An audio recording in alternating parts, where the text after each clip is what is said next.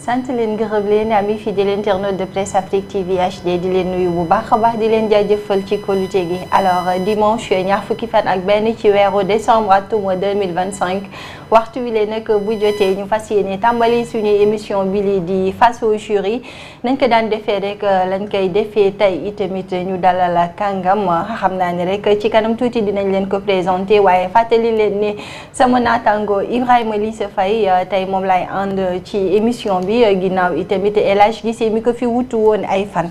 alors ci face au jury tey nag dinañ dalal koo xamante ne kenn dootu ko présenté ci langue politique fii ci biir réew mi muy ancien député di Moussa Diakhaté waaye itamit jiite parti bi di Nouvel Élan Libéral ñu gën ko xam ci NEL waaye itamit doon commissaire de l'initiative pour le développement de l'Afrique muy IDA dinañ ànd ak moom ci face au jury laata ma koy nuyu di ko dalal ma nuyante ak Ibrahima Lissa maa ngi lay nuyu.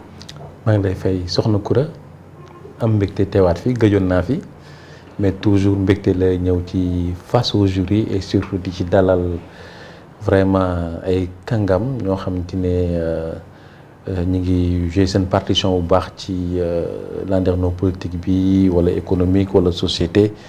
Et donc tey jii nii ñuy dalal l'ancien président de la commission des lois bu Assemblée nationale et aussi it am ndombal tànk mag ndendu Afrique gi et donc di Moussa Diakhaté nag bokk gis-gis lañ ko gënoon a xamee. et donc nañuy waxtaanee tolluwaay réew mi waxtaanee li nga xamante ne aussi moom lay def ci kuréel gi mu nekk nii mais surtout aussi it. ci li nga xamante ni daal mooy actualité forte.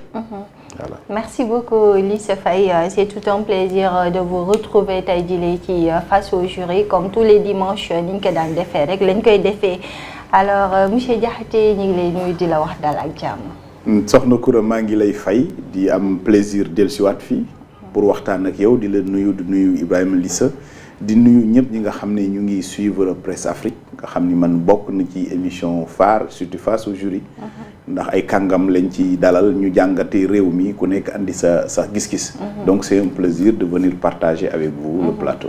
Merci beaucoup en tout cas le plaisir est partagé ndax itamit mbégte la ak bànneex saa su ne ñu ne kii ci kàngamu réew mi la bokk dalal ko fii ci émission bi. xam naa ni bokk na ci tey ponk yi nga xamante ne Ibrahima Lissa dinañ ko waxtaanee mooy tey li ñenn ñi jàppee kujje ci ñi nga xamante ne tey ñoom ñoo jiite réew mi alors naka ngeen gisee li nga xamante ne nii tey moom mooy xew ndax du am lu mu gàntal ci suñu doxalinu réew. waaw am na ñu ko tuddee kujje am na ñu jàpp ni sax dañuy combine waaye ñaari bu mu ci mënti doon rek baaxul ci réew mi. baaxul ci réew mi ci ñaari yoon. politique du fo du caaxaan réew mi bu dee asaka bu dee fay bu dee lebal na ñaar ñi lu mu politique musta lebal ci àddina ndawi Sénégal bi voté jotee xeex nañ voté nañ xuloo nañ jox nañ leen majorité présidentielle jox leen majorité à l'Assemblée nationale may leen diir toog di xaar seen cër ñoom mooy wujje ci defar pas wujje ci politique.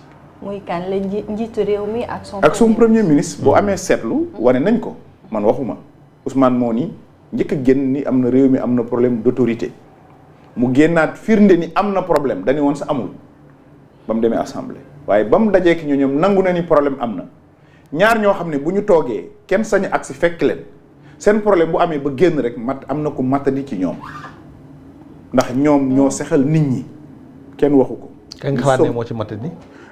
Sonko mooy Jomaay mooy Sonko ki ci matadi man xamuma ko li am solo ba am solo mooy ñoom nañ jàpp ni yoreel nañ ndaw Sénégal bor bu ñu war a fay mooy ñu fàtte seen i jëmm te jublu ci liggéey réew mi nërmeelu na économie bi daanu na ndaw ñi jaaxle nañ jigéen ñi jommi nañ bourse familiale yi dagg nañ ko BTP bi daanu na entreprise yaa ngi di ruumandaat yooyu yëpp bu xewee ci réew ku ne da ngay fàtte sa jëmm waaye mel na ni ñuy doxalee réew mi parce que le principal responsable président de la république la moom lañ fal mooy tànn ku ko neex mu nekk ci wetam moo tax ma jàpp ni jóg sa di singili Ousmane Sonko daw débat bi la ndax Ousmane Sonko bu yendoo primature président de la république la neex kon ñu jàpp ni li muy def boobu ak léegi naqadiwul président de la république te loolu nag dafa baaxul cim réew. mais seen àndin ñoom ñaar est-ce que aussi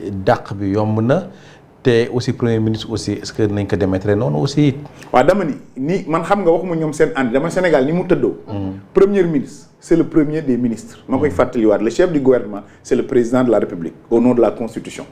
premier ministre ci kóolute président de la république lay doxee suñ demee nag ba réeroo am ci seen biir.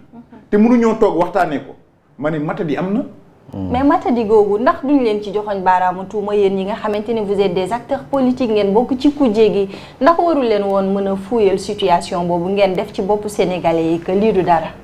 déet xam nga politique nag du sos réew dafa am nu muy demee dafa am lu ñuy wax solennité njiit day ànd ak dayoo ak sago suñ demee ba ñi ñu jiite doon tey ndaw lañ ànduñoo ak sago problème day am. li xew ñoom ñoo ko wax benn opposition génn waxu la ko le premier ministre moo génn di ñu wax on peut toujours dédouaner le président de la République ndax dégg gumu ko lu dul nag keroog ba mu jëlee xaatim di wax coalition ma ne ko déet président juum nga réew mi soxlawul kuréelu politique réew mi li mu soxla mooy un front républicain c'était pas le moment c'est pas le moment c'est pas décent fi réew mi toll ci nërmeel du ñoom ñooñu réew mi mu ngi si 4e si sol wala waxuñ ko fi réew mi toll kan moo ne ci réew mi am na loo xam ne kenn du ko laaj kenn ku ne ci ñun ku mënoon fukk mënatoo juróom ci ñun ñëpp nag amul kenn ku mucc ci méttitu réew mi bu loolu amee nag li war mooy nga xalaat Ali Kalla ji te bañ a jeté wu ci 2029 coow lu yëpp loolu la. positionnement 2029 ndax loolu réalité politique maanaam di njoxtu beneen wala sax di souhaiter beneen. xam nga ñun nangu nañu réalité politique. wax ko waaye ñoom nanguwuñ ne réalité politique am na bu dee am nga seetlu tuuti.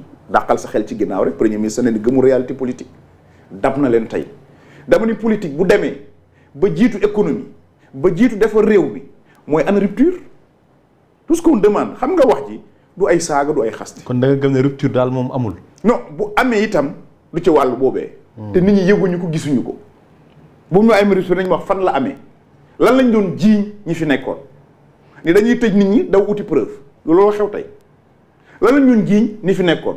mooy def kumba am ndey kumba amul ndey xbet du fil la fekk coow li du fil la fekk gis nga ni mu demee mbiru gone goog sant Fall te bokk ci ñoom te saaga fi du gis nga ni ñu doxaleeg moom nan lañ doxaleeg Badara Gaje ak keneen est-ce que loolu jóg na fi dans la perception jógu fi ba tey ci yorinu askan wi yow déggoo ñu fi wax affaire Azer déggoo ñu wax affaire ONAS fu wanentu ma jég bëtam ñu génn premier ministre génn mel ni mooy justice di tontul ndawam ndax rupture am na. da nga bokk ci ñu gëm ne Azer problème la. dama bokk ci ñu gëm ni xam nga bul fàtt ni maa doon président de la commission des lois man dama dox ba seeti AE Sénégal dama dem ba seen bureau waxtaan ak ñoom. ah oui yàlla def diggante bi. ma jógee fa. lam ma wax. lu mat a creuser la. mais tooy nay xel ci ñu woote souverainisme nga nangu ci sénégalais jox espagnol. ndax xel mën na ko nangu. mais ba nga doxee ba dem ci ay Sénégal lan ngeen jot a weccoo ci ay kàddu. li ñu ma wax rek génneel ma seen i preuve ne li leen di jéñ dara amu ci ne luubal am na ne problème am na nañ leen ko gëstul yàlla def nag nekkatuma député. ma nekkee président parce que man lu may wax rek damay bëgg dem gëstu ko à la source. ñu may seetaan ñoom seen bopp nangu nañ ne luubal am na. mënuñ ko delloo ci régime bi fi jógee. non xaw ma kan la xam nga ma nekk mu ñu dem ne am na problème am na. c'est pas à moi de situer kan la ak du kun. c'est là où je salue la démarche yu Thierno Alassane. nañ leeral la wax. nañ leeral buñ leeralee képp koo xam ne taqee nga ci. foo mënti bokk loolu moom defe naa ni ñëpp war nañ ci am un consensus képp ku jël alalu réew mi te jaarul yoon régime boo mënti bokk noo mënti tudd yoon dafa war a dal sa kaw waaye li bon kay mooy ngay patt bët di xool fii di bàyyi fële ana ONAS c'était entre ñoom génnul géew bi de docteur Cheikh Dieng la te li mu wax dama ni xel da koy nangu ak son ministre de tutelle mu ngi tribunal tey ak suba dellal consort yooyu bokk na ci liy ëlëmal xelu nit ñi ba pare ñu leen di xaar ñoom ca lañ waxoon nit ñi ndaw ñi tey lañ gën a sonn xam nga ñoom dañuy wax li mooy tooñee sama benn xarit bu bokk ci ñoom ma leen yéen defu leen lutte contre la pauvreté yéen vous faites une lutte contre les pauvres maa la wax li ana bourse familiale. loolu moom. ana bourse familiale. mais yéen tamit bu ñu ne supposé scandale am na rawatina bu ONAS bi boobu ba léegi mu mel ni da ngeen a maye ak pat comme si que Thierno Alassane Sall il était le seul opposant dans ce pays. lan moo leen teree dox yéen tamit. dox mënta weesu kalaame ko ba mu nekk ci yoon pour yoon doxal liggéeyam Thierno mat na sëkk li mu doon. ku ñu Thierno dégg nga ci Youm maître Youm wax na ci. c'est que opposition yi ñoo bokkul gis nga wuute gis-gis. bañ a ànd ak ñi fi nekk. warul tey nga jox leen worma jox leen cër may leen diir dama ni position yi ñun suñ position circonstance warulu ko ku xam réew mi xam état nekk républicain am na loo warul sañal def problème bi nag mooy ñun ñu ngi leen di déglu scandale yooyu nga wax bi ci gën a garaaw kay mooy alal ji njël di ko séddale ñi fekk ak ñoom ñu ni martyr lañ ñu dégg ministre de la femme. indemnisation. waaw ku ko war a indemniser foo ko déggee kooku dafa war a jaar tribunal ban tribunal moo wax yow yaakaaroo ni journaliste bi ñu toj caméra am bokkul ci ñu war a indemniser borom boutique bi ñu daaji boutique am warul ci ñu war a indemniser borom oto bi ñu yàq otoom waruñ ci borom man mi sa war nañ ma indemniser ndax sama jabar agressé nañ ko ci. sama doom fekk nañ ko école je l'ai dit en direct ba ma nekk assemblée nationale di ko menacer génne samay doom di menacer de mort. ah oui am na. ah oui li may wax kay télé laa koy waxee demal ci internet tu verras bref damay wax ni. ñi ñu jiite fi ñu leen di xaar mooy ñu régler problème mu ndaw ñi tey la Barça wala Barsax gën a jéggi dayoo président da daan wax ba mu demee Mbour suite à benn poste bu ma defoon ba mu def fi toole ba mu demee Mbour daf ni na gars yi di yoole ñiy dem far gars yi di yooleeku nag far dem. loolu moom du lu bees nag ci régime. effectivement mais ñun mosuñoo wax ni ñoom dañ ko fee fekk. waaw mais ñun mosuñoo wax ni may ma ñëw rek ñun mosuñoo wax ni régime bi moo doxalul moo tax ñun ji dem on n'est pas démagogue c'est un phénomène qui dépasse les régimes ñun dañuy c'est un phénomène social. mais aussi régime bu ñu liggéeyee ndaw yi du ñu xalaati dem wuti di ñàkk seen bakkan ci. ndaw ñiy dem ñi ci ëpp am nañ liggéey. non mais bi ñu amee liggéey aussi mais liggéey ba ñu am doyu leen pour maanaam ñu mën a jàpp ci njaboot. xam nga migration c'est pas un phénomène sénégalais. dëgg la da ngay gis koo xam ne ni jàngalekat la di fayeeku bàyyi ko fi dem liggéey bi ñu fi war a liggéey nag bokk na ci ñu gëmloo leen ni fëlee gën.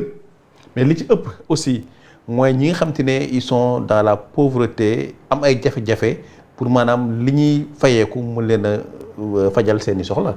xam nga ñun dañuy réew moo xam ni. dafa ndóol. li gëm ñi tax ñi gëm di dem. naam état war na ci góorgóorlu. waaye la pression sociale bokk na ci. waaw. gis ku doomam tekki nga ne fokk sa doom mënoo dara gis nga diw. xamoo diw ma dem nan la fa nekkee. il faut le donc question boobu. buñ ko yemale rek ci tolluwaayu réew doon teyit nag. état yi war nañ ci gën a góorgóorlu. travailler. ba fixer leen ci sunu tur parce que migration bi. yemul rek bitim réew même à l'interne le milieu rural gaa yaa ngi quitté di ñëw ci taax yi yooyu yëpp question yu ñu war a travailler mais ñu bañ ko parparloo foofu dafay laaj ay consensus mais réew mi nag moo àggatul foofu dafa yaakaar ni nit ñi wala seen bëgg Sénégal des na mbir mi léegi ci far lañ toll parparloo su ma àndeek yow yaa baax su ma àndul yow baaxoo alors que loolu dañ ko war a dépasser am na génération politique boo xam ni ñun boog suñu génération war nañ jéem a andi dimension boobu mais malheureusement ce qu'on cherche li xew ak ñiy falu tey ku bon ku jëppoo ku opposé ak ñoom rek da nga bon boo ñëwee ci ñoom rek baax nga ba ñoom seen biir su jomaay reetaan ak président jomaay la bu jomaay amee ñegas président jomaay sa bàyyiwuñu ko gis-gis boobu nag war nañ ko soppi. mais ici xalaatoon ne gis-gis boobu noonu mën na andi ay jafe-jafe yu doy waar ci réew mi d'ailleurs boo xoolee ca France am na kuñ ci boom ndaxte ay problème mu live ay problème mu boddi konte ci xeet parce que quand même discours de la haine bi dafa commencé jël proportion yoo xam ne yu jéggi dayoo la. c'est extrêmement dangereux c'est extrêmement dangereux kenn ci ñun waru ko def bokk na ci samay divergence majeure ak Ousmane Sonko. ci kàddu yooyu. il est allé en propos opposant ci loo xam ne ni nit mosu ko wax fii et je les avais condamnés à l'époque. mais en tant que communicateur en tant qu'expert nekkoon aussi assemblée lan nga mën a préconiser pour loolu mu deñ parce que loolu aussi constaté nañ ko gis nañ ne am na mais il faut que tey jii ñu trouver ay solutions pour que maanaam mu deñ ndaxte bu deñul fi Sénégal di jëm baaxul. ah loolu nag pour mu deñ du luy yomb ndax lii intervenir ci ñun du ñun rek. internet bi daf ñoo këf. day lu bees lu ñëw ci ñun te waajaluñu suñu bopp. képp ku ragaloon a jàkkaarloo koy wax ci ginnaaw clavier lay wax ak yow beneen bi. kër yi dañu tas bu njëkk ëtt daan am léegi appartement moo am. téléphone bi tax na kenn communiquer tul da une violence réelle le silence dans les couples l'absence de communication laisser les enfants à eux-mêmes mu génn ci biti kenn ci ñun nañ ko xool ku nekk sa bopp rek. waaw mais Moussa moi je pense que ñun ñëpp on est des intellectuels te bu ñu demee ba constater dara war nañ ci jéem a wut ay saafara.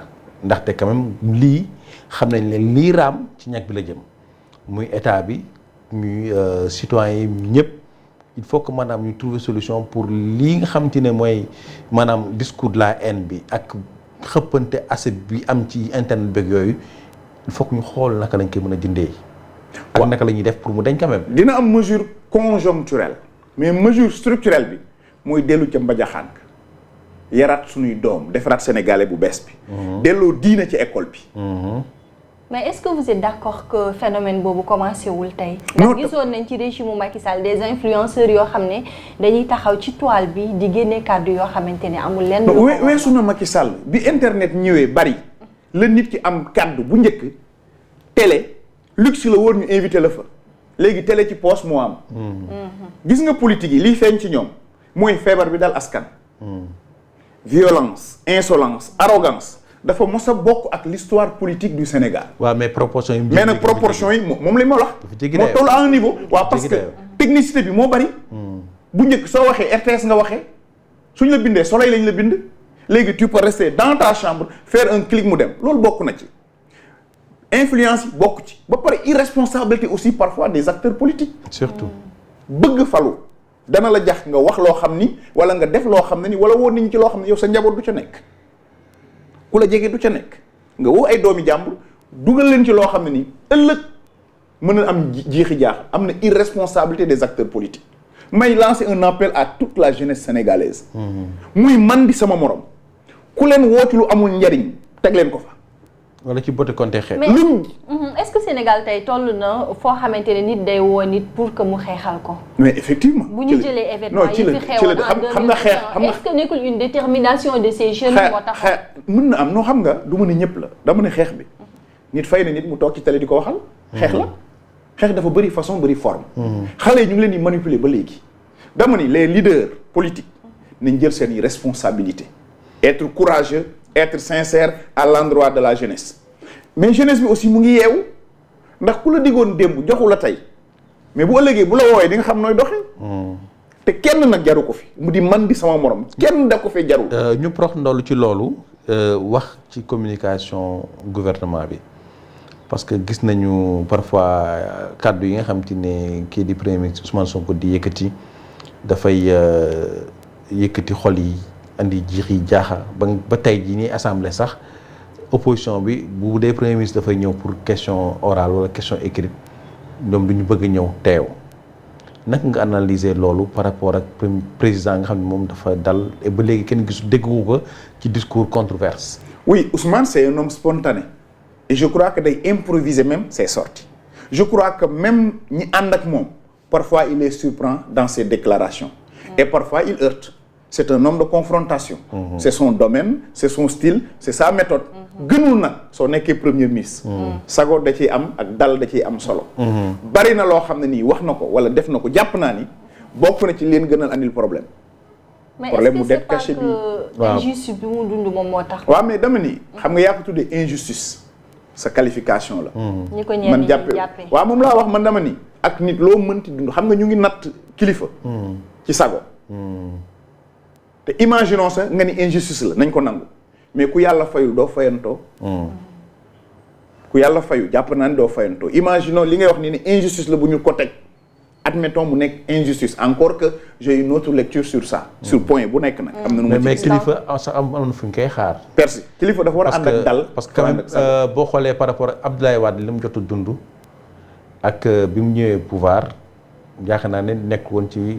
fayantoo Nelson Mandela noonu tout à fait waaw moom laa lay wax ni moo ma ni dafa neex a jot Ousmane ku neex a jot la te am na loo xam ne nag soo nekkee premier ministre de la République waru la war nga nekk leader la surtout que nag moom dafa am lu ñuy wax une dimension magnétique bu kenn ci ñun amul mooy ku yàlla may bayre mu war ko def nag ci loo xam ne luy jëriñ xale yi la bañ yee fitna wala dugal ci seen xel ni dañoo war a jàmmarloog ñee parce que bi mu demee ba xalaat ci Macky Sall def ko ni Samuel Doe c'est dangereux moom dafa war a bokk ci ñuy defar warul bokk ci ñuy toj ndax li ko yàlla may ci bayre da ko waroon dama ne woon lii muy wootee nii meeting su ko wootee woon ci àll bi nañ def ca tool ya ni nañ def nawetaanu mbay gëm naa ni buñ attendul autosuffisance alimentaire tam dinañ àgg ci vers sécurité alimentaire ci yooyu lañ koy xaar waaye woote di defante moom war na weesu loolu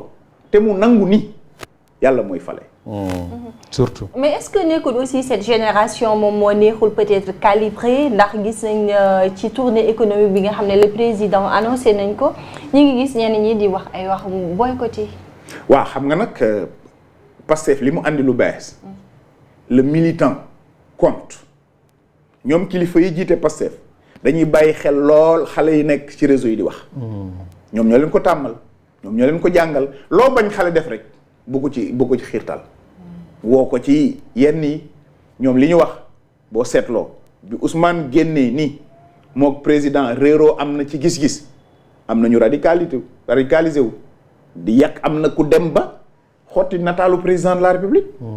lakk ko wala xotti ko ñii di wax joo xam ne ni wormawul ci président de la République bu dee seen biir parti la sañ nañu leen neex waaye état dafa am nu mu tëddoo am lu la war am lu la warul lii lay wax nag xale yooyu nag il faut que yoon di tegu seen kaw waaye su fekkee ni yow mi leen jiite yaa njëkkee wax jooju bu ko xale yi defee mu leen widdi ñoom tey dina jafe lool ñu wax seen xale yi bu ñu wax kàddu bu dul wormawu ndax amul lu ñàkkul président Macky Sall nag fii la ñu fekk ñun ñëpp démb moo tax man di sama morom kuy wut rafetalal say kàddu rafetal say jëf boo yore rek sa ay yomb tey Ousmane benn adversaire la am mooy VAR waaw waxi démbam lañ koy tegal ak waxi tayam et il est mal à l'aise très honnêtement moo loo tax muy énervé wu par moment je l'ai vu à l'Assemblée benn du bii ñëw bi mais bële toog ci chaise bi di def il est en train de transférer une nervosité ci chaise bi parce que la non ci wàllu communication la seetlu ko koy waxal muy yëngali tànk wala muy consort c'est parce que il n'arrive pas à contrôler loolu moom ñëpp nañ ko nangul Ousmane su meree nga xam ni mer na te loolu nag baaxul ci kilifa neexul jot. xam nga yaa ngi naan VAR mais vous politique yéen daa am loo xamante ni nit ñi dañ leen koy bàkkee maanaam seen waxu démb du méngoo ak waxi tey. non xam nga principe la ñuy wax am na principe du dëñ xam nga politique c'est dynamique man je donne mon exemple man je me suis opposé à Macky Sall ba keroog ba may dugg assemblée nationale mais ci li ma waxoon amul lu ci dëñ ba mu duggee assemblée la ma yaakaar ni moo gën rek laa défendre et principe yooyu laa taxawaat tey ñi fi toogoon nii ànduma woon ak ñoom mais am na loo xam ne ni ma ko doon bañee démb laa leen koy bañalee ñoom tey maintenant nag luy dox la mais principe dañ ci war a taxaw mais am li may bañ muy reniement am na loo xam ne diggoon nañu ko ñoom ñu ngi koy xaar ci ñoom très honnêtement ñoom li leen war mooy se mettre au travail ñaari at dem na de soxna si. voilà ci ñaari at yooyu le président ne dafay def une tournée économique pour ne pas copier peut-être style bi fi Macky Sall dooroon bi mu fi jeexalee woon ndax ñoom itamit waruñu mën a am coppite wala yan objectif ngeen di xaar ci tournée boobu. bon man dama yaakaar ni président day politique yi. ah oui ca Casamance. waaw loolu du yomb de ndaxte Casamance feefu kii la d'abord parce que. Ousmane Sonko est-ce que Ousmane a koy jiitu teeru ko. dama ni ñaar ñooñu ku yebu tey ci seen i mbir man dama ci tey. diggante Diomaye ak Sonko. aw ma ci defar ak yàq. je constate li ma dul d'accord rek mooy qu'on abîme la République. ils n'ont pas le droit de se jouer de nous. maintenant nag seen i xarit seen i defe ñoom la. le président qui se déplace dem di nemmeeku lam def. bu fekkee pose de première pierre la fa la alhamdu su fekkee inauguration la fa la alhamdu de toute façon on observera en soi le fait de se rapprocher des administrés n'est pas une mauvaise chose. mais man dama commencé jaaxle parce que président Diomaye ba mu commencé signer coalition boobu laa ni président mii mu ngi politique. justement loolu laa la doon wax. coalition Diomaye un politique boo xamante ne day doog a yeewu. waaw dama ni wax xaw ma day door a yeewam déet daal tournée bii mu def jëm Casamance j'espère que dina fa yóbbu ay projet dana fa inaugurer lañ fa tàmbali parce que yëguma lu ñu fa def wala boog mu pose première pierre ay projet bu dee dans ce cadre là tant mieux ñoom daal ñoo doon wax ni président Macky Sall tournée yi muy def yëpp dafay tambaambaalu rek kon ñoom bu ñu toppandooroo président Macky Sall dama ni est-ce que xëy na président yegg Macky Sall yeeyu leen. mais ku ne xam na ne aussi que président am na ay grands projets yoo xam te ne naan na ko pour la Casamance est-ce que du yooyu lay dem xool yi. fu mu toll ak lañ ci jot a def ak yooyu noonu. et ku ne xam na ne aussi Casamance am na problème sécurité et ñu ngi doon wax accord de paix yoo xam te ne kii di premier ministre Ousmane Sonko signé woon na ko fële ci Guinée-Bissau ak yenn parti MFDC est-ce que lu demul aussi saytu loolu yëpp. bu dee loolu la tant mieux xam nga man. je suis pas un sénégalo pessimiste man damay rafet njort ba keroog mu gis le contraire dama ni daal président bu fekkee ni dafa dem pour économie la waa Casamance a ngi koy xaar bu fekkee ni dafa dem pour politique itam ñun ñu ngi koy xaar de toute façon Sénégal sonn na Sénégalais yi sonn nañ li ñuy dox di li ñuy wax wëraalu bi daal bu dee moom la jaru ko président Diomaye nag gaa yaa ngi wax ni léegi moom it xelam mu ngi ci 2029 deuxième mandat. te non balaa nga naan naam ne fa 2029 bilan moo fa yóbbu ku nekk au pouvoir. du ay combine du ay manœuvre. yow sa xel nekku ci 2029. kay man bokkuma ak moom. ndax lan man damay door a créé wu nekk ci opposition bi di dem ci askan wi door a am parti.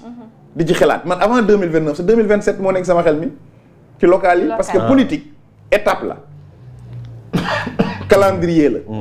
balaa nga naan naam ne fa man damay dooru juddu di sant yàlla bu baax nag ndax yàlla def na am naa récépissé de parti yàlla def na aussi je suis dans les 14 nous sommes dans les 14 régions du Sénégal nous sommes dans 25 départements du Sénégal. non mais noo def ba am loolu.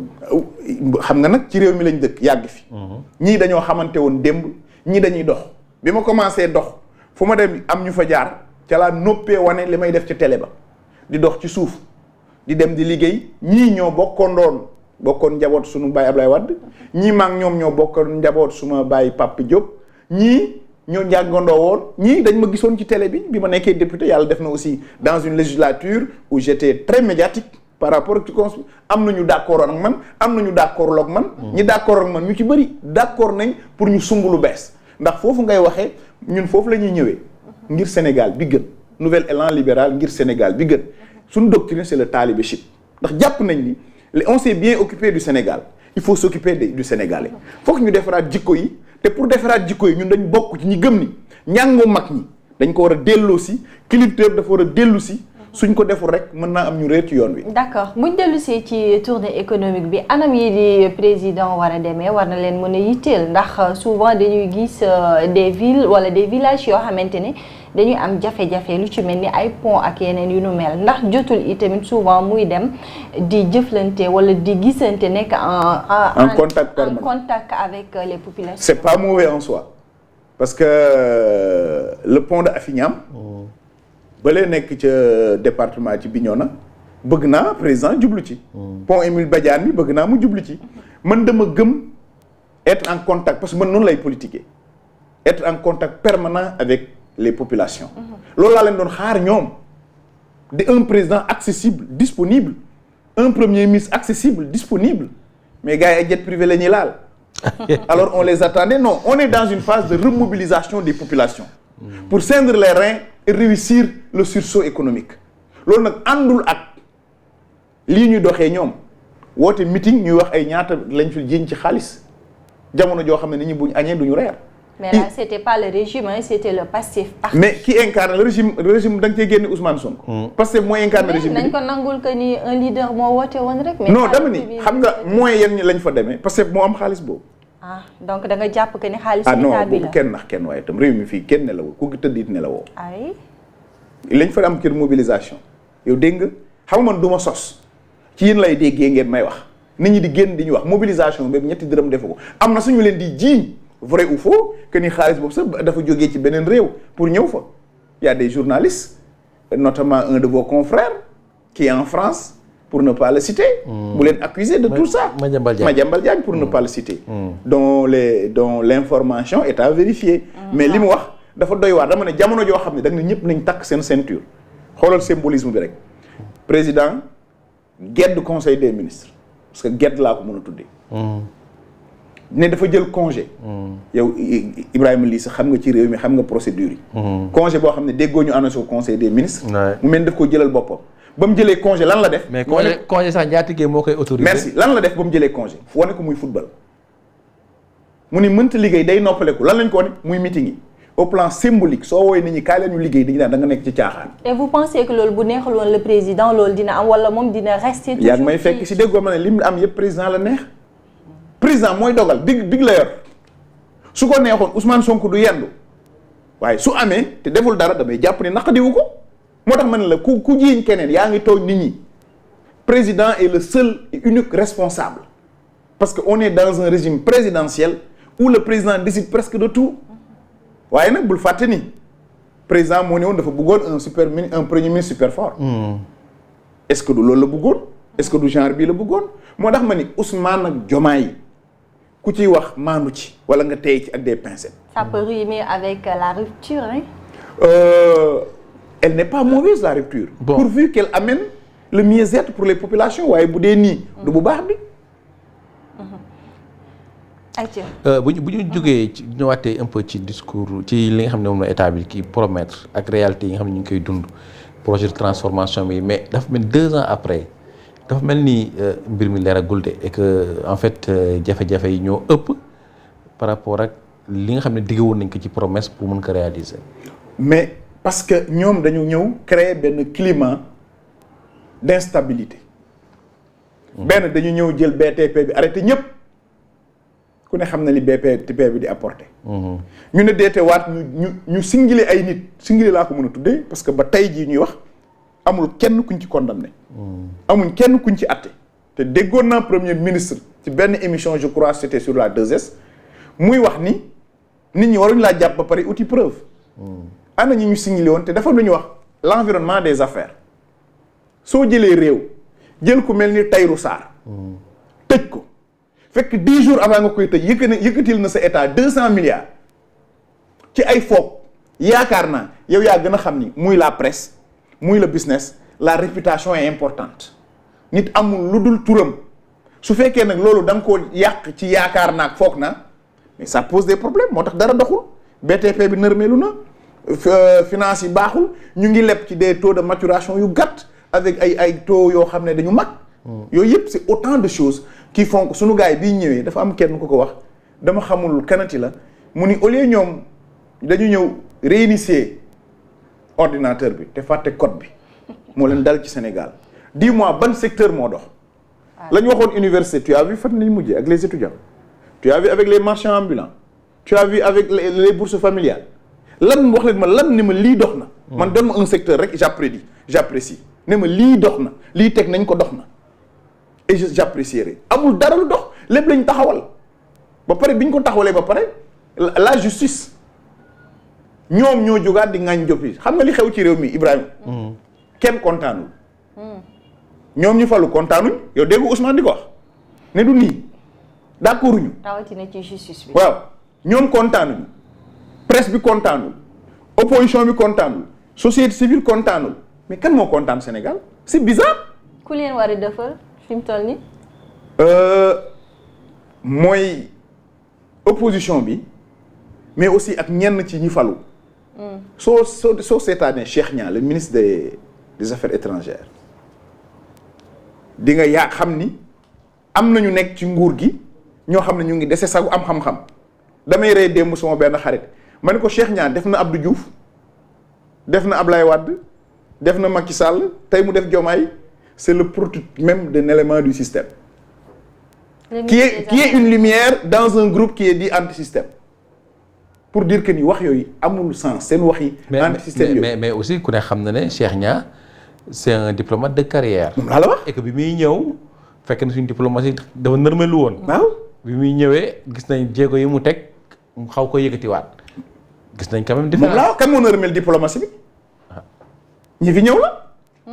ah mais le Sénégal a été toujours une puissance je suis doctorant en diplomatie am na lu ma ci xam nag a été toujours une puissance diplomatique ñu baal ma ci wax ji ministre bi mujj avant Cheikh Niang ci l'histoire de la diplomatie sénégalaise li dinañ ko retenir bokk na ñi ci gën a moyen def performance.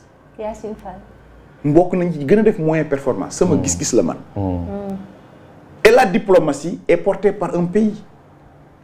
Les propos de nos dirigeants, notamment par moment du Premier ministre, beaucoup de gens qui ont sapé sur nos diplomaties. Parce que lolo ici, dernière sortie, ça a été pas du tout très élégant. Parce que c'est un domaine réservé du président de la République, la diplomatie. Qui, Assemblée nationale, devant des représentations, nga jël ci une décision di ci wax. C'est pas élégant et c'est pas du tout. Sonko wala Yacine Fall. Sonko ci boppam li ñuy ruumandaat ci suuf la yëkkati ci kaw. waaw mais waru ko xam nga ni état dafa am loo xam ne ni doo ko xamee sa doo ko wax. mais mooy gàtt bi mu wax ak France pour affaire extradition yi. ah non bu Yacine Fall bi mais le premier ministre s'est prononcé dernièrement sur la Guinée-Bissau. ah oui. waru ci wax. parce que boobu fekk na Sénégal def communiqué. CEDEAO def communiqué mais ni mu waxee dafa mel ni ku jël le contre-pied des gens. pendant ce temps guddi googu muy wax góor Mballo était encore là. dafa am loo xam ne ni ci état boo ko sañee sa waru la te comme du sa cër bu ko def. mais nee nga léegi il est spontané donc moom daal. waratu leen jaaxal rek. mais nag loolu nag baaxul. mais loolu moo ko lor moom. pourquoi Ousmane n'est pas candidat. parce qu'il parle trop. mais parce que moo dugal boppam. ba tey jii ñuy wax nii le rapport contre Mame Mbaye Niang les gens attendent. kenn complot wu ko. moo génne def conférence de presse accuser Mame Mbaye Niang yëkkati dossier. mais la politique autrement peut-être tey dafay revivre les Sénégalais une nouvelle facette de la politique. là aussi c'est vrai Ousmane est un phénomène non c'est vrai parce que ñaare dañ daan topp nit ci xam-xam bu sori wala ci kaddu gu neex jàpp ma ni kaddu gi bu neexee itam melul ni bu Idrissa Seck wala bu keneen. li ngay wax itam dafa am kenn ku ma déglu ci xeltukat yi la mu ne Ousmane il parle sénégalais maanaam dafa mën a wax ak le bas peuple sénégalais. da leen di capter les masses. xëy na aussi loolu mooy atome parce que nit ki yam loo àndut ñàkk àndut ak moom da nga koy nangul tey fii réew mi toll guddi yi may waxee c'est le politique le plus populaire du Sénégal. loolu yàlla def ku ànd ak moom ak ku àndul ak moom. te malheureusement man dama gisul lu mu fi wax. ak nu mu ko waxee ba mu war a mobiliser face yi fi yàlla ni ma ko nangulee nii yàllaa ko defal noonu ñoom li leen tardeel mooy dañoo mosul nangu ni Macky Sall it bi mu paree fii yàlla daf ko taala lampe au plan international. mais sentiroo ne quand même y a une sorte de décrispation un peu des affaires judiciaires parce que gis nañ que ne jamono jii nii bàyyi nañu Badara Gadiaga bàyyi nañu Abdou Nguer bàyyi nañu ñu bëri ba nga xam te ne sax kii. di Farba Ngom ak Tahirou Sarr wala déglu nañ leen dans le fond du dossier et seen avocat dugal nañ demande de liberté provisoire xalaatoo ne jamono jii nii que quand même président mi ngi ci mouvance su wàññi tension bi ci dëkk bi. non ci lu bari même dette cachée bi déggutoo ñu wax ko ñu ngi changé ci lu bari même le premier ministre ba mu ñëwee bële ba mu doon impatienté wu ci justice ni muy doxee ba ni soo moytul sax il va moom s'impliquer. bii passé li mu wax loolu la premier ministre di wax son dernier discours c'est à applaudir c'est à saluer en tant que droit de l'hommiste loolu lay xaar ci nos autorités. ba mu demee assemblée. waaw ñu ni balaa ngay jàpp nit da ngay am ay preuve doo ko singili et c'est ce discours là qu'il faut tenir ba mu demee ca martyr lu mu leen wax la justice a son temps qui n'est pas le temps de la politique. loolu lañ mos a wax ñun moom moo njëkk a changé parce que nag il faut le dire régime bii. dafa spécial lu mosta am la ki jiite parti bi faluwul c'est une première au Sénégal que le numéro 2 plus ou moins falu à la place du numéro 1 en termes d'imprégnation et de maîtrise de Pastef de li ma gis mën naa juum Ousmane moo téye tempo bi bu dalalee mu dal su tàngalee mu tàng te moom mu ngi dalal kon mën nañ jàpp que ne fi mu nekk nii bëgg nañ jàmm pour maanaam yëkkatiwaat koom bi pour jàmm amul koom du yëkkatiku te lañ bëggoon du mën a am. mais dalal boobu selon vous lan la lu xew. alors là président moo ñu war a édifier ndax Ousmane wax na Ousmane dani moom président dafa am fu ñu wuute ci gis-gis Ousmane dani réew mi amul autorité Ousmane dani su mënul doxal na ko jox mu doxal. mais déet mais fan yi moom mel na ni quand même am nañ jàmm parce que yaa ngi dégg président sax naan mi ngi ñaan yàlla kii que Ousmane Sonko falu yaa ngi dégg aussi que Ousmane aussi mi ngi commencé vraiment respecter. Ibrahima Lissa bu dul woon ay xeer. kii di président Diomaye. ku yebu tey ci ndànk man dama ko ragal. ndax lan. ndaw lu ni teg dal man Moussa Diakhaté dama lay ragal. président Diomaye xamoo su meree wala su kontaanee. te à la place de wax lu ci bëri day jëf. il pose des actes à la place des discours. politique nag yaa ma gën a xam dans la communication politique dafa am ce qu'on appelle une mise en scène. léeg-léeg ñu toog ree te jubawuñ ci dara boobu ñu ngi servir un décor à l'extérieur fekk kenn ku nekk ci ñun yaa nga ca nga nekk. président Ousmane Sonko génnul fan yële di wax ni ay nitam ne ñu dajaloo pour dem uti ji waa Pastef.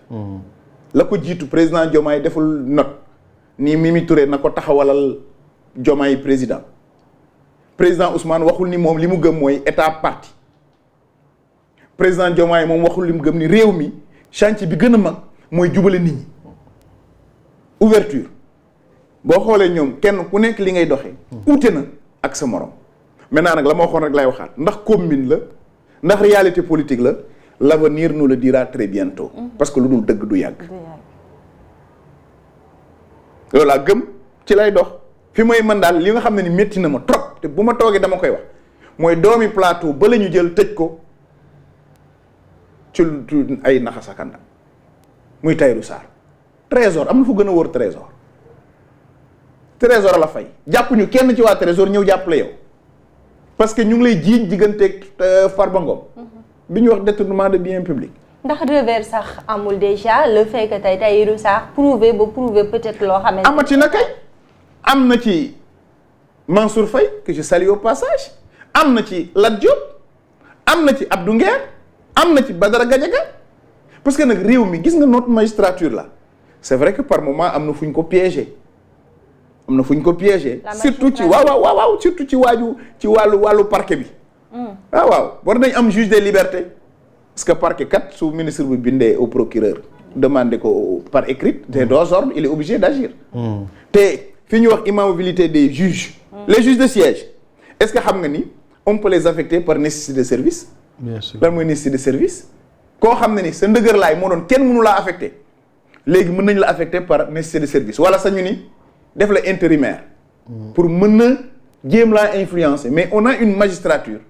boo xam ne nii parquet bi rek la ñu war a xoolaat relation entre parquet bi très honnêtement ak le ministère de la justice. wala ñu am au moins un juge des libertés. loolu war a taxaw ci réew mi la parce que ñi ñuy téye ndëgëniku Farba Ngom fukki weer ñu door laa déglu. lañ lay dégloo la ëpp ca solo nit ñi doon bàyyi xel kenn laaju la ca. mooy détournement de deniers publics parce que ñun la mu jëflante keneen ko moo keneen la li ñu njortoon mooy ni détournement de biens publics mooy alalu réew mi bu mu jël ci naka sul noonu. moom la njuuj njaaj. waaw njuuj njaaj loolu itam moo amoon ca ba ñuy wax dette cachée ba. man boog ni ma ko jàngatee ba ñuy wax dette cachée dañu yaakaar ni danoo nëbb nit ñi alal ju ñu luubal da ngay delluwaat dama bëgg nga delluwaat. nga déglu dañoo lepp li mu dugg ci gafa. voilà ñu utiliser ko ñu defal ko ko ci poosu ñeneen. ok loolu lañ bëggoon dugal ci bopp nit ñi. mais soxna si léegi àddina vert la looy wax rek na nekk dëgg ndax dana la dab teg la naka sul noonu suñ digganteeg FMI bii dana métti ak banque bi dana métti lool ba mel ni jamono jooyu bañ ànd Abdou Diouf. ba ñu def ajustement mais justement ñu dugg ci wàllum économie wàllum koom parce que quand même dette cachée bi ngay wax ni en 2024 on était à 119% du PIB tey jii ni ñi ngi wax ay 132% te ba léegi leb bi wàññikoogul arrêté gul ndax andiwul la jàqare par rapport ak li ñuy nekk di dund nii ak tension de trésorerie bi nga xam ne suñu finance publique mi ngi koy. mais ci kanam la jëm lii ma lay wax nii parce que on n'a pas encore la confiance des bailleurs maa ngi la koy wax sànq bu confiance des bailleurs amul boo gisee ni ñuy lebee lebatuñu sa léegi pour investir dañuy leb pour fonctionnement fay salaire consort la ñuy leb fi ñuy lebee itam. ak fay bor. waaw service de ñu ngi fay bor bi. waaye li ci ëpp it donc demul ci investissement te lebin bi day gàtt durée bi ñu ko war a fay. c'est pas une dette concessionnelle. dañuy dem sur le marché financier surtout africain. bari na nag loo xam ne ni banque Côte d'Ivoire yi ñoo ñu ko defal moo tax suñu diggante Côte d'Ivoire nañu fexe muy neex rek tey rafet. mais léegi daf mel neex na de. voilà non mais mënul ñàkk ne suñu président ak Ouattara moom neexoon nañ ci nekk nii. parce que loolu mooy li war. discours populiste yi la boo ñoree nguur rek xam ne amul sens. dëkkandoo jàmm ca gën. maa la wax li muy fii moo tax itam. moi j'avais apprécié quand le premier ministre bi mu demee Mali les pays de l'AES non kenn du leen boddi. moi je faisais l'un des rares opposants qui avait salué ce geste muy Mali muy feneen sunu diggante ak ñooñu ak sunu voisins yi dafa war di ratax donte je condamne les coups d'État moo tax lii ngay wax ni ci économie bi ñoom dañuy prôner boo seetlee ci budget bi ñu ngi wax ñoom un développement endogène un financement endogène waaye su fekkee ni da nga la pression fiscale est presque à 23%. gars yi entreprise dootul dox li nga jël ci entreprise moo bari moo tax man la c'est ñoom dafa mel ni dañoo contre pauvres yi ñu yorul suñu classe gi. mais dans d'autres pays la pression fiscale est beaucoup plus élevée. oui parce que dans d'autres pays da ngay dem pression fiscale bi mi ngi à plus de 30% mais Sénégal on est encore. waaw mais dans d'autres pays dañu am un tissu économique ñun nous l'avons pas dañ fay dem xam nga man li ma doon d'accord il fallait relancer l'économie ba mu taxaw su boobaa mën nga ko def mais dans cette situation là yow mii buñ la fayee impôt ñaari yoon ñetti yoon buñ la ko laajee ñeenteel bi da ngay tëj. donc du xel mën na nekk tey mais du luy yàgg. merci. mais nag ci situation boobu mais vous avez espoir que peut-être que dinañ génne Sénégal ci goutte wala alléger soulager les populations rawatina bi ñu wàññi les hydrocarbures ak peut-être yenn denrées de première nécessité. bonul de waaye yéex na ndax avril 2024 le cours baril bi wàcc te jamono jooju lañ ko waroon wàññi waaye mieux vaut tard que jamais ba pare seetlu naa ni. ñoom ñu ngi changer discours. dañ ñëwoon ñëpp dañoo pétrole bi dañ ko sàcc jaay nañ Sénégal yëpp gis ni keroog bi pétrole bi génnee le ministre Birame Souleye moo ko yóbbul président.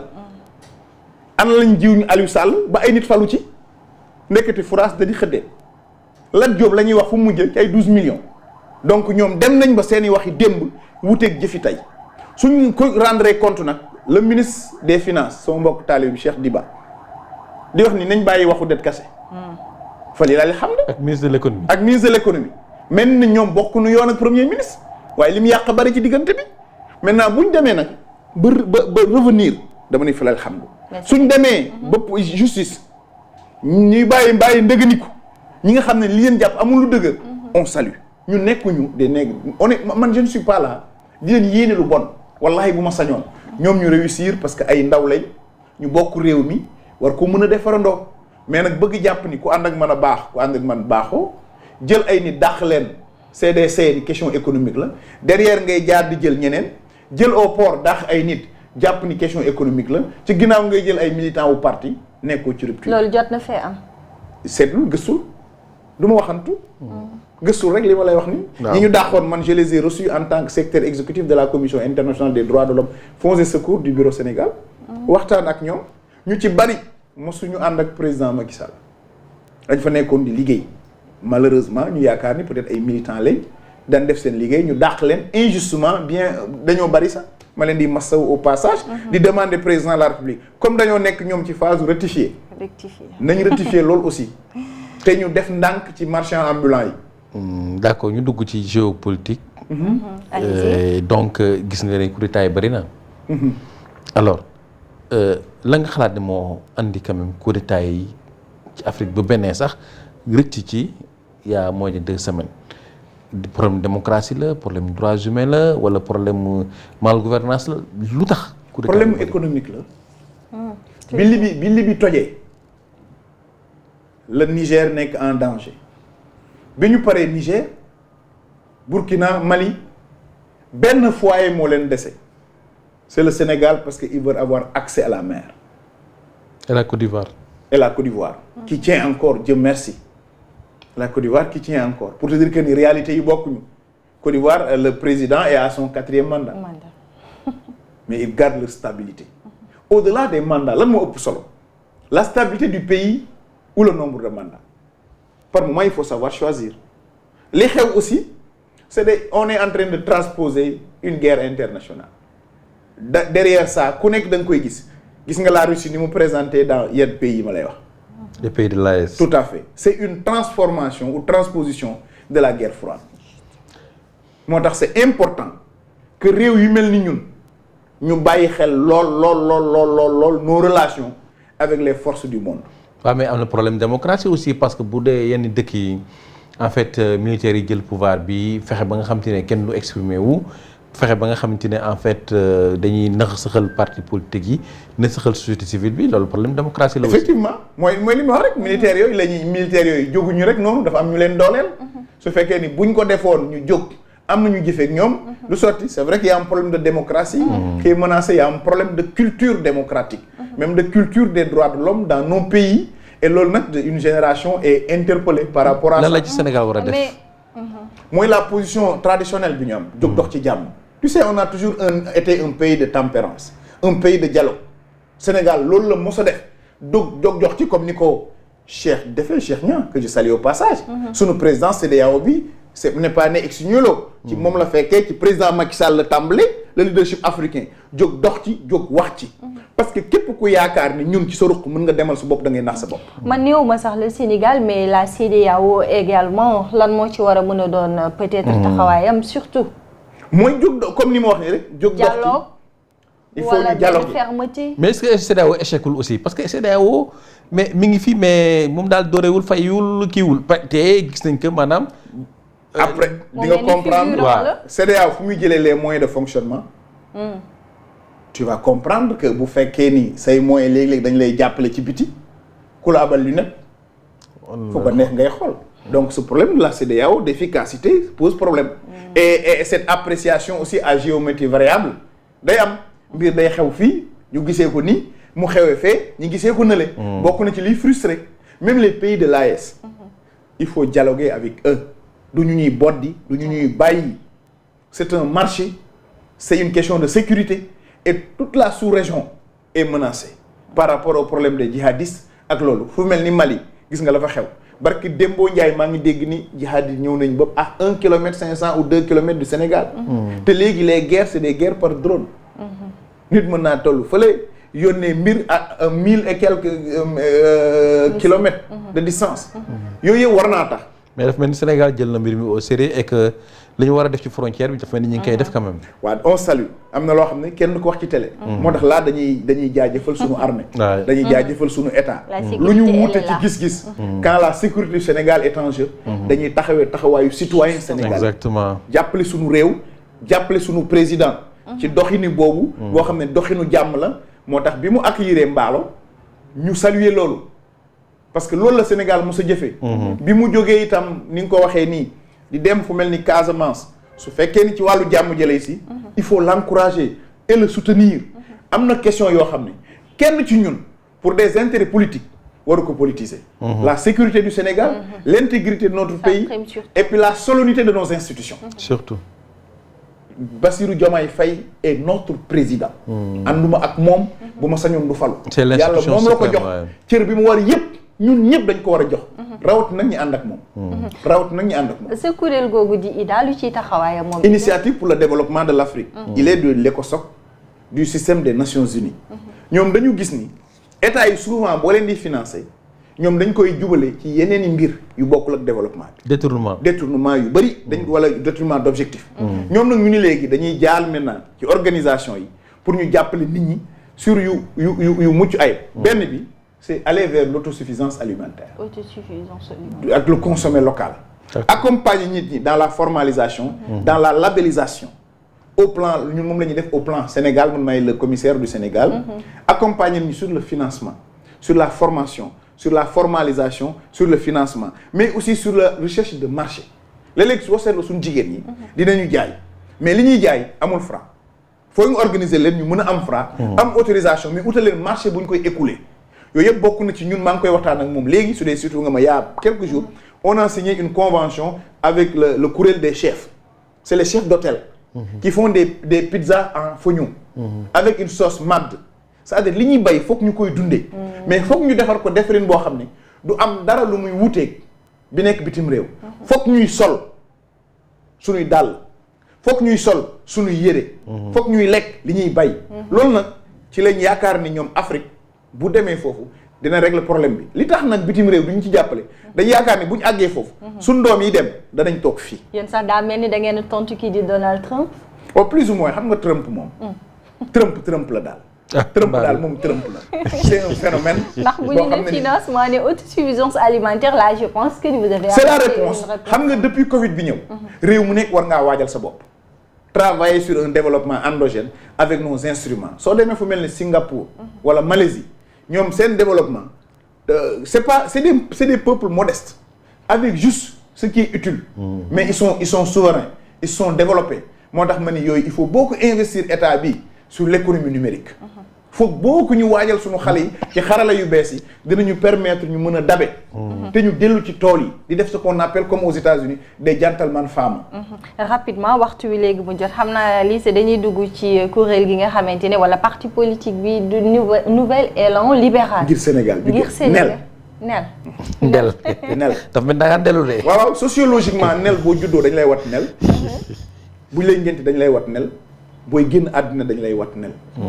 te boo seetloo ñun dañu daan tooñ tubaab bi bu ñu tooñ ñun dañu naan vous avez les cheveux crépus maanaam seen karaw dafa gàtt pour nga wan ko ni ko da nga décomplexé nga wat ko def boule à zéro waaye watu bi tam mooy tuubaat mooy defaruwaat parce que ci sa parcours politique yàlla def na man j'ai été au PDS def échelonnage yëpp jógee fa dem bokk gis-gis ak le président Pape Diop ci diggante bi jàng naa ci lu bari su ma waree ñëw andi lu bees waruma andi def comme li fi nekkoon mooy tuubeel boobu nouvel élan libéral ngir Sénégal bi gën ma ni la talibéship mooy sunu gëm-gëm dama ni 25 ans de vie politique maa ngi koy def ku génne benn baatu ñagas moom ma sa wax ma bàyyi politique gëm-gëm boobu lañ gëm ci politique ni courtoisie la élégance la xam-xam la yar la yiw la ñun ñi nga xam ne ñoo jiite dañu war a def di learning by doing ma gëm ni nag sunu daayira yi sunu daara yi sunu tariqa yi dañ ko war a fullaal faydaal ko parce que c'est des foyers de formation et de formatage du citoyen réew mi taalibe lañ gën a dégg que citoyen honorable un bon talibé est un dinaa la wax citoyen ni olof di wax nag de saabu du fóot boppam.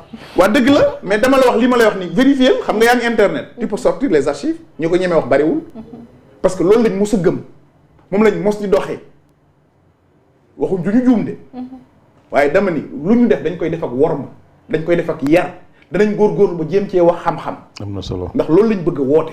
dañu nag nit ki waxul melu ni mu wax ni mu jëfee la mel. ma ne la va voir j'ai été porte-parole de l'UJTL. j'ai été porte-parole de Bokk Gis Gis. j'ai été député président de commission et tout est presque disponible sur le net. Et pourquoi Nel n'est pas présent souvent ci yenn cérémonies yi ñuy gis wala des manifestations comme ni ko FDR di defee. parce que on n'est pas invité te bokkuñu FDR ñun. ñun bokkuñu ci benn kuréel fekkuñu fenn. on est dans l'opposition. vous n'êtes pas invité mais sa stratégie électorale par rapport ak local yi ñu jëm. local yi mooy wax ku nekk liggéey fa nga def man Moussa Diakhaté maa nga plateau di jéem la ma mën parce que balaa nga naan naam ne fa. dama ko waxoon télé ñun bëgguñu nekk parti média. moo tax balaa ngay dem bokk ci kuréel day fekk nga nekk exister juróom-ñeenti weer lañ am bébé bu am juróom-ñeenti weer xam nga ci bajantu la toll ñun nag ci loolu lañ toog pour defaru car au plan local dama koy wax ñi ma nekkal ñëpp ku nekk doo xaar ba élection jot nga dem ci nit ñi u amal njariñ koñ ba nga dëkk jàkka ja nga nekk ASC ba nga nekk fu laalal nit ñi yëgal nit ñi mbir mi du alal mais yëg la day tax bu tànn jotee boo yëkkatee ni bëgg nga ñu mën laa tànn ndax loolu lañ bëgg doxalin boobu la ñu bëgg ñun nag fi ñu bëgg a tàmbalee mooy ci local yi man mii maa ngay wut fële nga xam ne sama mag Aliou Ndoye moo fa nekk def na 17 ans ñetti mandat ma koy ñaan rek mu aal ma bagage yi ma yeggali wane li ma mën ndax ma lëggee mais daa mel ni Aliou Ndoye neexul non bu ne du ne parce que jotoon liggéey quand même mi ngi fay liggéey dem xam nga sama waxtaan njër bi dama ko wax ni fal yi fi yàlla jaam day sabablu rek def na la mu war a def jàpp naa ni bu fa war a toogee dana fa toogaat li ma mën mooy sabablu ci kaw yar ci kaw yiw dem wuti su ma yàlla joxee ma sant bu ma joxul ma sant la ko fa teg moom mën na maa faa teg ndax moom moo remplacé Fadel Gueye te bés ni dina ko remplacé waaye yàlla bay sa tool moo tax ma nekk ci terrain bi bàyyiwu ma saa yu ma xëyee maa ngi Dakar ndaw ñi na nga ci gën a engagé waaw je crois à la formation et à l'éducation man dama gëm ni xale day am métier dama koy xale bu aw deful dara amoo métier jéemoo dara bul ñëw ci man tu perds ton temps parce que soxlawuma la il faudrait qu'on tienne ces discours de vérité aux jeunes ñu uti métier ndaw bu amul métier ndaw bu nangul jàng ndaw bu nangul liggéey politicien bu mu toog da koy cogg ñu baal ma ci waxin bi ndax ku la may tey may la ëllëg bu subaa mu jéppi la yàlla rek moo la dul may cogg moo yàq réew mi te loolu il faudrait que nous les politiques ñu am foofu. merci beaucoup honorable di la jaajëfal. mais sant kontaan temps bi gàtt na lool mais c'est un plaisir di jéggalu nag parce que souvent je parle avec le cœur. mën na si naa juum ci wax ji lépp lu dëng wala lu desee bu ànd ak yar ak teggi rek voilà lépp lu dëng wala lu desee am ak taalibe maa ngi koy jéggalu di nuyu sama kilifa yi fa laa waroon tàmbale yu Dakar Plateau muy imam ratib Alaaji Moussa Samb le nouveau jaraaf de Dakar jaraafu Mbott Alaaji Farba Paye sama nijaay du Ndoy le grand Serigne de Dakar ak képp koo xam ne ni yaa ngi Dakar Plateau te wala nga bokk nel di ma seetaan maa ngi lay ziar di la nuyu di leen ñaanal aju dimanche jàmm ngi yàlla def jàmm ci réew mi defal ko ñëpp ñi jiitu yàlla neen yàlla may sago ñun ñiy wut yàlla ñu yàlla may xel moo xam danañ andi lu gën li fi gars yi andi ci kaw jàmm ci kaw yar bonne chance à nos lions pour cette Coupe d'Afrique. merci beaucoup am na solo di lay jaajëfalaat bu baax a baax c'est toujours un plaisir du lay dalal ci plateau bu wala sax ci Presse Afrique rawatina nag ci émission bi lay di face au jury merci encore une fois alors Lissa ma bàyyi la nga tàggatoo. bon fi mu daanelee foofu lay commencer en tout cas di féliciter di jaajëfal suñu lions yi. et espérer aussi que félicitations yi que dina leen ko def bu tournoi bi jeexee. vraiment parce que dinañu amoon solo trop ndaxte lions yi moom. bu mbégte mi waaw mbégte mi dañu bëgg bu ñu demee kan bu ñuy ñëw indaale trophée bi. loolu ñu ñaan yàlla et di ko jaajëfal ci tontu yeeg yooyu effectivement temps bi on n'a pas senti passer. parce que très intéressant et très enrichissant comme d'habitude et donc di jox daje beneen dimanche. di ko jaajëfal et beneen yoon moom dinañ ko wax mu jaar ci kees gi gars yi comme suñu gan la ci kër gi la bokk. comme que moo fi promouvoir nel. waaw promouvoir na nel campagne na fii nii mais garaawul dinañ ko jéggal ba beneen yoon amul benn problème. merci beaucoup en tout cas l'invité est le roi fii ci Presse Afrique donc dañ ko nangu rek. comme que ni mu ko waxee rek mbirum taalibe lañ koy jëflanteel. exactement ayca